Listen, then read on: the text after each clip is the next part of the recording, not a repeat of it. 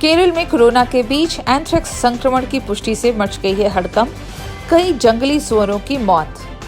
Corona महामारी के बीच अब केरल में एंथ्रेक्स संक्रमण का प्रकोप शुरू हो गया है। अथिरापल्ली वन क्षेत्र में पिछले कुछ दिनों में एंथ्रेक्स संक्रमण से कई जंगली सुअरों की मौत हो गई है। भारत की कंपनी ने रूस से खरीदा है कोयला, मगर इसका फायदा चीन को हुआ है। भारत की सबसे बड़ी सीमेंट उत्पादक कंपनी अल्ट्राटेक सीमेंट ने रूस से कोयले के आयात में युआन में भुगतान किया है। युआन चाइना की करेंसी है।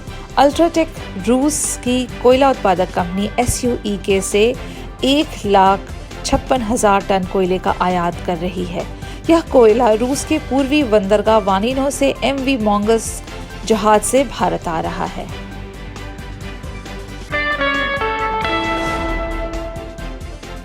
फिर से एक बार भारतीय जनता पार्टी और शिवसेना का महागठबंधन। महाराष्ट्र की सियासत में करीब 2 हफ्ते से चल रहा है सियासी घमासान अब सरकार के गठन के साथ खत्म हो गया है। एकनाथ शिंदे बन गए हैं वहां के नए मुख्यमंत्री और देवेंद्र फडणवीस ने उप मुख्यमंत्री का पद संभाला। स्वीडन और फिनलैंड नाटो में शामिल। रूस और यूक्रेन युद्ध अभी खत्म होने का नाम नहीं ले रहा है। रूस ने यूक्रेन में अपने हमले और तेज कर दिए हैं और इन सब के बीच रूस के खतरों पर बात करने के लिए बुधवार को स्पेन में नाटो का शिखर सम्मेलन हुआ। इस सम्मेलन को लेकर पुतिन ने सख्त प्रतिक्रिया दी है। पुतिन ने कहा है कि यह सैन्य गठबंधन यूक्रेन संघर्ष के माध्यम से अपना वर्चस्व स्थापित करने की कोशिश कर रहा है। अगर नाटो फिनलैंड और स्वीडन में सैनिक और इंफ्रास्ट्रक्चर खड़ा करेगा या तैनात करता है तो हम चुप नहीं बैठेंगे, हम उसका करारा जवाब देंगे।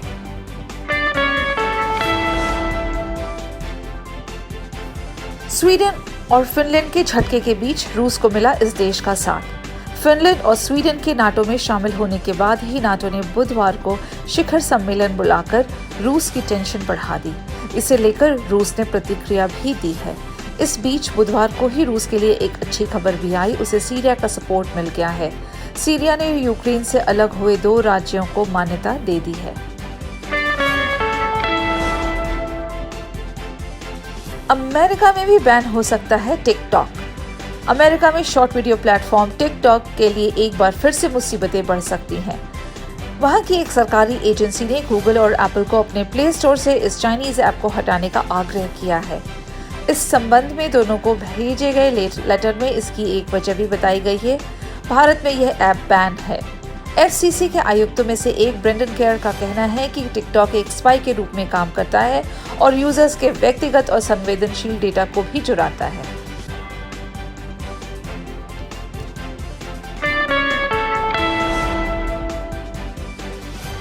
उत्तर भारत में आ पहुंचा है मानसून।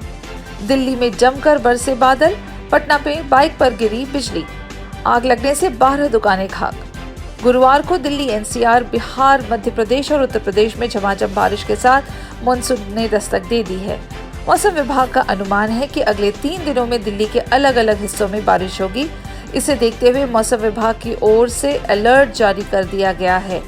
शुक्रवार और शनिवार के दिन भी हल्की से मध्यम बारिश होने के आसार हैं।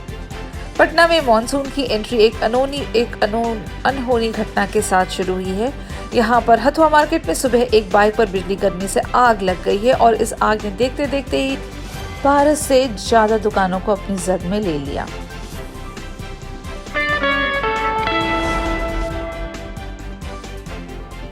लैंडस्लाइड में धंसा आर्मी कैंप। मणिपुर में कई दिनों से लगातार जारी बारिश की वजह से लैंडस्लाइड की कई दुर्घटनाएं सामने आ रही हैं। बुधवार रात नोनी जिले के तुपुल रेलवे स्टेशन के पास हुए लैंडस्लाइड की चपेट में 107 टेरिटोरियल आर्मी का कैंप आ गया।